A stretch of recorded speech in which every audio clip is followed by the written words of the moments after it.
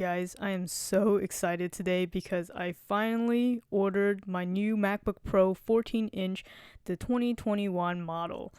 Since high school, I've been using the mid-2012 non-Retina MacBook Pro 13-inch model to do all of my productivity work, my schoolwork through college, and all of my video editing things that I've done with this channel. And along the way, if you follow my channel, you know that I've upgraded the internals of that 2012 MacBook Pro, including upgrading from the spinning hard drive to an SSD to a larger SSD, upgrading the RAM. So I've done a lot of work to try to beef up as much as I could with the original MacBook Pro that I had purchased back in 2014. Now this is definitely a really expensive investment, so I took my time to properly save up to buy this MacBook. So in this video, I'll be showing you some of my tips and tricks on how I managed to save about $550 on my particular configuration of the MacBook Pro.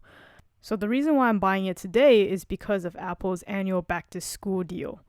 This year they're offering a $150 Apple gift card when you purchase a qualifying Mac, and the 14-inch MacBook Pro fits the bill. The particular configuration I chose is the space gray color with the baseline specs with the 8-core CPU, 14-core GPU, 16 gigabytes of unified memory, and the only thing I really upgraded was that hard drive, which you can't use or replace, so I went ahead and upgraded to the 2TB SSD. You could opt to pay for a slightly higher wattage charger, but I decided to stick with the baseline 67 watt, since if I really wanted fast charging, I can go through USB-C anyways. So you can see that special offer of $150 Apple gift card is applied right here. And because of my set of specs are pretty special, I'm not able to buy this exact configuration anywhere else other than Apple. So that's the reason why I had been waiting for this particular back to school discount. So you can see the total pricing comes out with tax to around $2,500.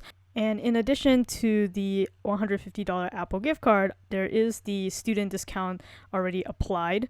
So with the educational discount and with the special bonus, altogether I'm saving a total of about $350. But in actuality, I saved even more by strategically using my credit cards. That's a topic for a whole separate video, so definitely subscribe if you are interested in that. But just walking you through the checkout process, you can see I logged into my Apple ID so that it will link my order history. And then I applied my available Apple balance, which covered almost to $2,000. That's actually the maximum that you can load onto your Apple balance. And then the rest, I applied Apple gift cards down to the last cent. So I completed my entire order using basically Apple gift cards. Due to material shortages and worldwide supply chain issues, I'm not going to be able to get my new MacBook Pro until about early August. So in the meantime, definitely stay tuned to my channel. I'm looking to do more videos while I wait for my new MacBook to come out. And definitely once I get it, I'm planning to do an unboxing video as well as a comparison between that and my old MacBook Pro. So definitely stay tuned to my channel to see those videos. Any questions, leave them down in the comments section down below. Next video I'm planning to do is how I managed to earn 6 to 15% cash back on this particular purchase.